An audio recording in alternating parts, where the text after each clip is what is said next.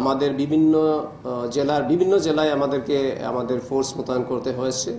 আমাদেরকে অভিযান পরিচালনা করার জন্য আমরা পুলিশ হেডকোয়ার্টারের স্পেশাল অ্যাসিস্ট্যান্স নিয়েছি এবং আমাদের জেলার ডিবি পুলিশ থেকে শুরু করে থানার সহযোগিতা সবাই মিলেই এবং আমার সার্বিক নির্দেশনায় এই জিনিসটা রিকভার করা সম্ভব হয়েছে।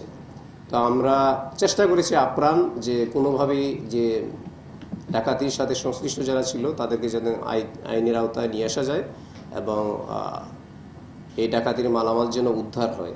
আমি সেই সঙ্গে বলবো যে যারা এখানকার পাওয়ার প্ল্যান্ট নির্মাণ করছেন ওনাদেরকে একটু সচেতনতা বাড়াতে হবে।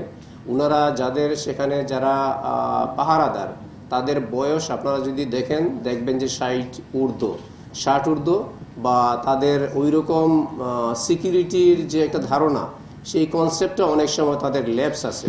তারা যেখানে সেই পাওয়ার গ্রিডের যে ব্যাটারিগুলো রেখেছিলেন আমার কাছে মনে হয়েছে, আমি নিজে ভিজিট করেছি, সেখানে উন্মুক্ত একটা রুমের মধ্যে বাইরে থেকেও সেগুলা সুস্পষ্টভাবে দেখা যায়। তো তাদেরও আমার মনে হয় এখানে একটু নিজস্ব সিকিউরিটির সেন্স থেকে তাদের একটু সচেতন হওয়া দরকার।